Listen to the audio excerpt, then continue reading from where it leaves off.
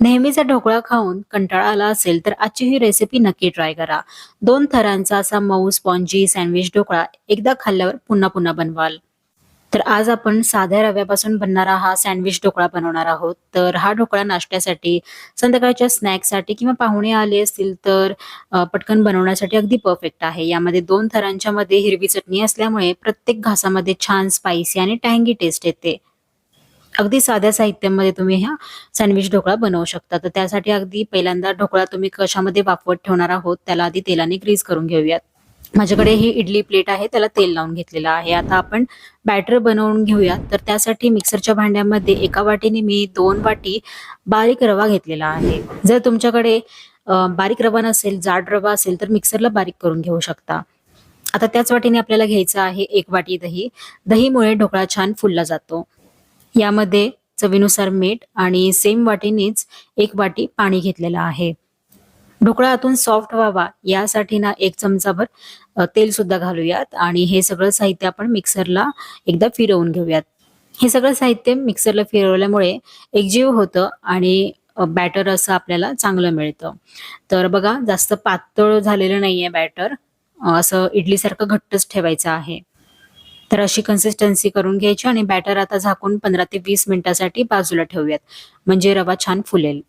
तोपर्यंत आपण सँडविच मधली हिरवी चटणी तयार करून घेऊयात. तर छोट्या मिक्सरच्या भांड्यामध्ये 1 कप कोथिंबीर, अर्धा कप पुदिन्याची पानं, 3-4 लसणाच्या पाकळ्या, 2 आल्याचे तुकडे आणि 3-4 हिरव्या मिरच्या तुम्ही तुमच्या आवडीनुसार घेऊ शकता. अर्धा लिंबाचा रस, 1 चमचा साखर, पाणी न घालता मिक्सरला याची बारीक चटणी तयार करून घ्यायची आहे. आणि बघा किती मस्त अशी हिरवीगार चटपटीत चटणी तयार आहे. चटणी करताना पाणी घातलं तर बॅटर सुद्धा पातळ होईल, त्यामुळे पाण्याचा वापर करू नका. याच पद्धतीने तुम्हाला चटणी तयार करून घ्यायची आहे. आता गॅसवरती एका स्टीमरमध्ये पाणी उकळवत ठेवा आणि ही जी तेलाने ग्रीस केलेली प्लेट आहे ती पण यामध्ये आता ठेवून देऊ. म्हणजे थोड्या वेळाने ती गरम होईल आणि जेव्हा आपण यामध्ये बॅटर ओतू तेव्हा लगेचच त्याला हीट लागेल.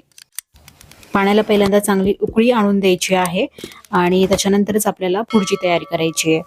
बॅटर पण रेस्ट करून छान फुललं गेलेलं आहे. आता आपण या बॅटरचे ना 2 समान आकाराचे भाग करून घेऊयात. तर त्यासाठी ही वाटी आहे. त्या वाटीने मी 2 असे याचे भाग करून घेतलेले आहेत. एका वाटक्यामध्ये काढलेत आणि तिसरा जो भाग आहे तो मी अर्धी वाटी घेतलेला होता. आता ही अर्धी वाटी जी आपण बॅटर घेतलंय त्यामध्ये ही बनवलेली हिरवी चटणी घालूयात आणि मिक्स करून घेऊयात. बघा किती छान असा कलर येईल. तर सँडविच ढोकळ्यामधला जो मधला थर आहे हिरव्या कलरचा तो तयार झालाय. आता बॅटर फुलवण्यासाठी आपण यामध्ये इनो फ्रूट सॉल्टचा वापर करणार आहोत. आता एका वाडग्यामधील जे सफेद बॅटर आहे त्यामध्ये इनो फ्रूट सॉल्टचं अर्ध पॅकेट घालून हलक्या हाताने मिसळून घ्यायचं आहे. जास्त पण आपल्याला हलवत बसायचं नाहीये. फक्त मिसळून झालं की बघा कसं फुलून आलेलं आहे. तर या एका वाडग्यातलं बॅटर आपण या प्लेटमध्ये टाकून घेऊ. पाण्याला छान उकळी आली की मगच यामध्ये हे बॅटर टाकायचं आहे. तसेच बॅटरमध्ये इनो टाकल्यानंतर आपल्याला ते बॅटर जास्त वेळ ठेवायचं नाहीये. लगेचच वाफवायला घ्यायचंय. त्यामुळे आधी पाण्याला उकळी येऊ द्या आणि मगच बॅटरमध्ये इनो घाला. आता हे इनो घातलेलं बॅटर आपण या प्लेटमध्ये टाकून घेतलं की चमच्याच्या साहाय्याने पसरवून घ्यायचं आहे. एकसमान पसरवून घेतलं की लगेचच यावरती झाकण ठेवायचं आणि 2 ते 3 मिनिटं वाफ काढून घ्यायची. वाफ काढून घेतल्यानंतर हा जो पहिला थर आहे तो व्यवस्थित सेट होतो. त्याच्यानंतरच ही जे आपण हिरव्या चटणीचं बॅटर बनवून ठेवलेलं होतं ते घालणार आहोत आणि असंच आपण चमच्याच्या साहाय्याने पसरवून घेणार आहोत. आता हा दुसरा थर देखील आपल्याला 2 ते 3 मिनिटं सेट होऊ द्यायचा आहे. ढोकळा वाफवताना गॅसची आच ही मोठीच असावी. आता हे जे दुसरं सफेद बॅटर आहे त्यामध्ये परत मी हे अर्ध जे इनो राहिलेलं होतं ते घातलंय. सेम तसंच फेटून आपल्याला घ्यायचं आहे. जास्त मिसळत बसायचं नाहीये आणि असं बॅटर फुलून आलं की आपल्याला या हिरव्या लेयरवरती घालून घ्यायचं आहे. हिरव्या बॅटरचा जो थर आहे तो सुद्धा आपल्याला व्यवस्थित सेट झाल्यानंतरच हे बॅटर घालायचंय. असं सगळीकडे व्यवस्थित आपल्याला अलगदरित्या पसरवून घ्यायचं आहे. जास्त जोराने पण पसरवू नका. हलक्या हाताने पसरवायचं आहे. वरून थोडीशी लाल मिरची पूड मी भुरभुरली आहे. म्हणजे ढोकळा दिसायला अतिशय सुंदर दिसतो. आता परत एकदा झाकण ठेवायचं आणि मोठ्या आचेवरती हा ढोकळा आपल्याला छान 12 ते 15 मिनिटं वाफवून घ्यायचा आहे. पूर्ण टाईम झाल्यानंतरच तुम्ही झाकण काढा आणि एखादी टूथपिक घालून बघा. जर टूथपिक कोरडी निघाली याचा अर्थ ढोकळा चांगला शिजलेला आहे. ओली निघाली तर आणखीन 3 ते 4 मिनिटं वाफवून घ्या. आता पहिल्यांदा ढोकळा पूर्णपणे थंड होऊ द्या. जर गरम असतानाच ढोकळा कट करायला गेलात तर त्याचे तुकडे पडू शकतात. पूर्ण गार झाल्यानंतरच आपल्याला ढोकळा कट करून घ्यायचा आहे. सुंदर सँडविच ढोकळा आपल्या आवडीनुसार चौकोनी किंवा डायमंड शेपमध्ये कापून घेऊयात. मी इथे डायमंड शेपमध्ये कापून घेणार आहे आणि अगदी अलगदरीत्या आपल्याला हा कापता येतोय. तर अगदी सॉफ्ट आणि स्पॉन्जी झालेला आहे. तुम्ही बघू शकता. ताटाला खालून तेल लावल्यामुळे अगदी सहजरित्या आपल्याला तो काढता देखील येतो.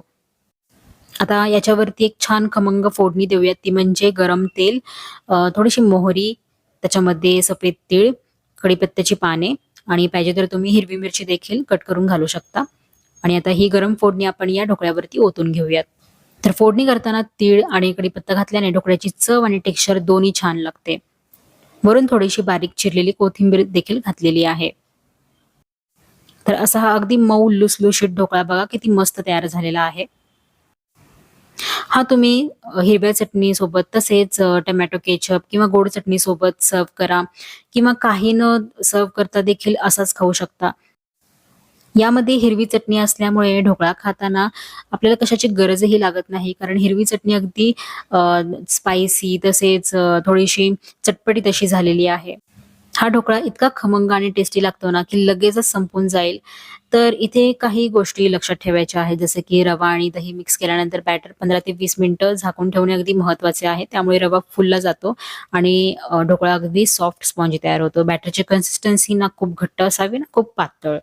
तर त्याच्यानंतर इनो शेवटी घाला आणि हलक्या हाताने फक्त एकजीव होईपर्यंतच मिक्स करून घ्यायचं आहे. इनो घातल्यानंतर बॅटर लगेचच वाफवायला ठेवा. जास्त वेळ असंच ठेवू नका. त्याच्यानंतर स्टीमरमधील पाणी आधीच गरम आणि उकळते असावे. पहिला जो थर आहे तो पूर्ण शिजवू नका. फक्त सेट होईपर्यंतच वाफवला तर पुढचा थर व्यवस्थित चिकटतो. हिरवी चटणी वापरताना ती खूप पातळ नसावी, नाहीतर लेयर सैल होऊ शकतात. प्रत्येक थर ओतताना अगदी अलगद पसरवा, जोरात चमचा फिरवू नका. आपण जे ढोकळ्याचं प्रमाण घेतले ते अगदी अचूक आहे. त्यामुळे ढोकळा अगदी सॉफ्ट आणि स्पॉन्जी तयार होतो. खाताना घशात कुठेही दाटत नाही, अडकत नाही. अगदी मऊ लुसलुशीत तयार झालेला आहे. सकाळच्या नाश्त्यासाठी काहीतरी झटपट बनवायचंय, तसेच पाहुणे आल्यानंतर त्यांना काहीतरी बनवून द्यायचंय, काहीतरी डिफरंट ढोकळ्यामध्ये ट्राय करायचंय, तर ही रेसिपी नक्की करून बघा. आणि जरा सुद्धा आवडली असेल ना, तर व्हिडिओला प्लीज एक लाईक द्या, शेअर करा आणि चॅनलला सबस्क्राईब करा. भेटूयात नवीन अशाच वेगवेगळ्या रेसिपींसोबत. तोपर्यंत मस्त राहा आणि काळजी घ्या.